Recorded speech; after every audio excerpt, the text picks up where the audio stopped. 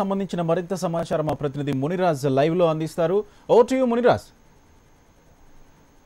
గోపి కాసేపటి కిందటే గత 1.5 రోజుగా ఊరిస్తున్నటువంటి శాఖల కేటాయింపు మంత్రులకు ఏపీ కేబినెట్ కి సంబంధించి మంత్రుల కేటాయింపుకు సంబంధించి చంద్రబాబు నాయుడు గ్రీన్ సిగ్నల్ తోటి కాసేపటి కిందట జిఏడి జీవోను జారీ చేసింది. వీటిలో కొత్త పాత కలయికలతో ఎవరు కూడా హర్ట్ కాని విధంగా ఈ శాఖల కేటాయింపు జరిగిందని భావించుకోవచ్చు. ముఖ్యంగా సీనియర్స్ అయినటువంటి తన కేబినెట్ లో సీనియర్ గా ఉన్నటువంటి డిప్యూటీ సీఎంలు ఇద్దరు, హోంమంత్రి చినరాజప్ప అలాగే రెవెన్యూ స్టాంప్స్ శాఖ మంత్రి కేఈ కృష్ణమూర్తిని అలాగే కొనసాగించారు. అలాగే మరోవైపు నారాయణ అలాగే గంటా శ్రీనివాసు తక్కిన అందరికి కూడా అదే శాఖలను కొనసాగించారు. తన కేబినెట్ ఉన్నటువంటి సీనియర్స్ అందరికి కూడా అదే శాఖలు కొనసాగించారు. అయితే మరికొంతమంది ముగ్గురికి మాత్రం శాఖలు మార్చారు. వీళ్ళలో అగ్రికల్చర్ మినిస్టర్ గా ఉన్నటువంటి పత్తిపాటి పుల్లారావుకి సివిల్ సప్లైస్ మార్చారు. అలాగే సివిల్ సప్లైస్ చూస్తున్నటువంటి పరిటాల సునీతకు సెర్ఫ్ అండ్ మహిళా శిశు సంక్షేమ శాఖను కేటాయించారు. మరోవైపు సిద్ధా రాఘవరావు ఆర్ఎండ్బి అండ్ ట్రాన్స్పోర్ట్ మినిస్టర్ గా ఉన్నటువంటి సిద్ధా రాఘవరావుకు శాఖ మార్చారు. ఈయనకి డిమోషన్ గానే భావించవచ్చు. అలాగే పూర్తి స్థాయిలో కొత్త వాళ్ళకి తనయుడు ముఖ్యమంత్రి తనయుడు పార్టీలో నెంబర్ 2 అనేటువంటి లోకేష్ కి మొదటి నుంచి ప్రచారం జరుగుతున్నట్టుగానే పంచాయతీరాజ్ అండ్ గ్రామీణాభివృద్ధి శాఖను ఇచ్చారు. దీనికి తోడు అచ్చెన్నాయుడికి మాత్రం ప్రమోషన్. వీళ్ళందరి లెక్కలో ఉన్న మంత్రుల్లో చూస్తే ఆయన గత కేబినెట్ లోటి కార్మిక శాఖ మంత్రిగా వ్యవహరించారు. ప్రస్తుతం ఆయనకి మాత్రం ప్రమోషన్ వచ్చిందనేసి చెప్పుకోవచ్చు. ఈయనకి మాత్రం ప్రమోషన్ లభించింది. మరోవైపు కొల్లు రవీంద్ర కూడా బీసీ సంక్షేమ శాఖ అలాగే ఎక్సైజ్ శాఖను పక్కన పెట్టినప్పటికీ కూడా న్యాయ శాఖ, skill development, youth and empowerment శాఖ కేటాయించడం ద్వారా అతన్ని పూర్తి స్థాయిలో సంతృప్తిపరిచినట్టుగా చెప్పుకోవచ్చు. అచ్చెన్నాయుడికి మాత్రం ట్రాన్స్పోర్ట్ శాఖను అలాగే బీసీ సంక్షేమాన్ని కూడా ఇవ్వడం తోటి ఆయన పూర్తి స్థాయిలో ఆయన ఇచ్చేసినట్టు మనం భావించవచ్చు. పూర్తి స్థాయి ప్రాధాన్యత ఇచ్చినట్టుగా చెప్పుకోవచ్చు. అలాగే కళా వెంకట్రావు ఏపీ టీడీపీ అధ్యక్షుడిగా వ్యవహరిస్తున్నటువంటి కిమిడి కళా వెంకట్రావు గారికి ఎనర్జీ శాఖను ఇచ్చారు. అలాగే యనమల రామకృష్ణుడికి ఫైనాన్స్ శాఖను కొనసాగిస్తూనే ముఖ్యమంత్రి మాత్రం తన చేతిలో జిఏడి సాధారణ పరిపాలన శాఖని సాధారణంగా ముఖ్యమంత్రిలో ఉంచుకుంటారు. అలాగే ఇన్వెస్ట్మెంట్స్ అండ్ ఇన్ఫ్రాస్ట్రక్చర్ ని తన చేతిలో ఉంచుకున్నారు. మరోవైపు మైనార్టీ శాఖను కూడా తన చేతిలో ఉంటుంది. ఎందుకంటే ఆ కేబినెట్ లో ఎస్టీ మైనారిటీలకు ప్రాధాన్యత కల్పించలేదనే విమర్శ వచ్చిన నేపథ్యంలో ముఖ్యమంత్రి తన వద్దనే మైనార్టీ శాఖను ఉంచుకున్నారు. అలాగే కొత్తగా వచ్చిన వారిలో కూడా కొత్తగా కేబినెట్ లోకి తీసుకున్న వారిలో కూడా సుజయకృష్ణ రంగారావుకి మైన్స్ శాఖ కీలకమైనటువంటి మైన్స్ శాఖ కేటాయించడంతో పాటు అమర్నాథ్ రెడ్డికి అలాగే ఆదినారాయణ రెడ్డికి కూడా ప్రాధాన్యత ఉండే శాఖలు కల్పించడం తోటి ఈ పూర్తి స్థాయిలో కసరత్తు చేసి ఎటువంటి అసంతృప్తికి లోను కాకుండా చూశారు. మరోవైపు కొత్తగా వచ్చిన వాళ్ళలో శామ్యూల్ జవహర్ కూడా ఎక్సైజ్ శాఖ ఇవ్వడం తోటి ఆయన అన్ని జాగ్రత్తలు తీసుకున్నారు. అలాగే సామాజిక సమీకరణలో కూడా ఎవరు కూడా తమకు లోటు చేశామనే భావన రాకుండా చూశారు.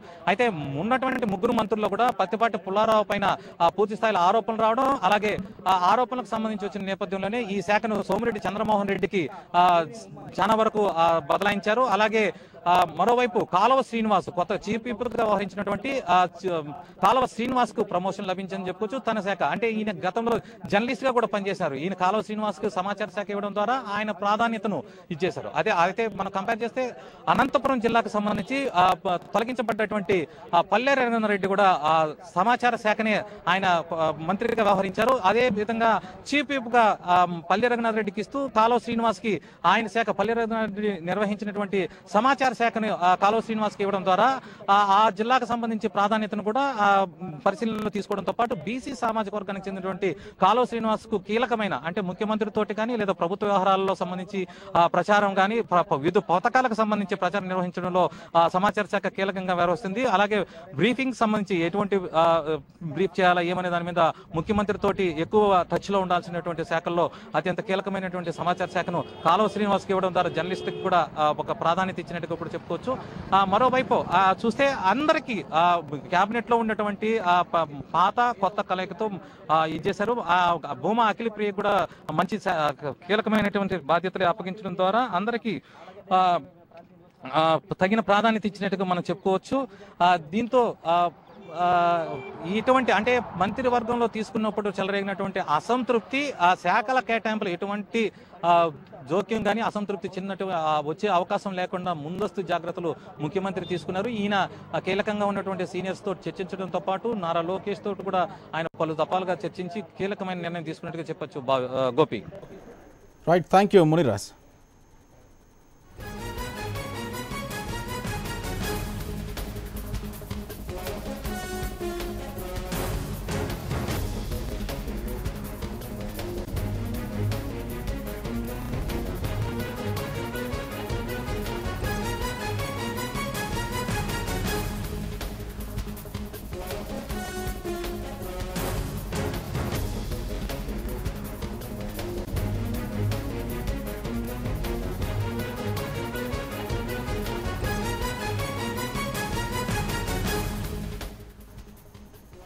రైట్, మరొకసారి ఏపీ మంత్రులకు కేటాయించిన శాఖలు ఒకసారి చూస్తే తొలిసారి మంత్రి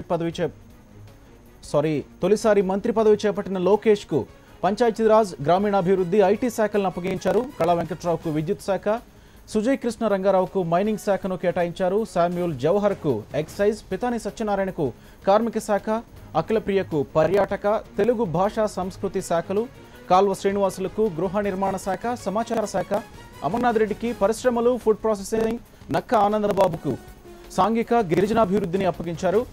సోమిరెడ్డి చంద్రమోహన్ రెడ్డికి వ్యవసాయానుబంధ శాఖలు, ఆదినారాయణ రెడ్డికి మార్కెటింగ్, గిడ్డంగులు, పాడి పరిశ్రమ శాఖల్ని ఇచ్చారు.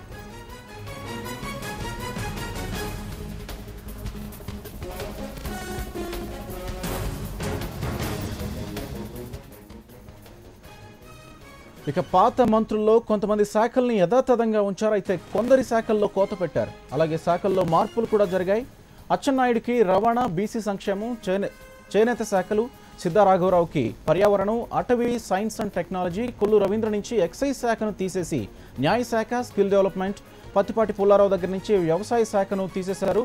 పత్తిపాటికి సివిల్ సప్లైస్, ధరల నియంత్రణ శాఖలను ఇచ్చారు. అలాగే పరిటాల సునీత శాఖల్లోనూ కోత పెట్టారు. సునీతకు సర్ఫ్, మహిళా సాధికారత, చైల్డ్ వెల్ఫేర్ శాఖలకు పరిమితం చేశారు.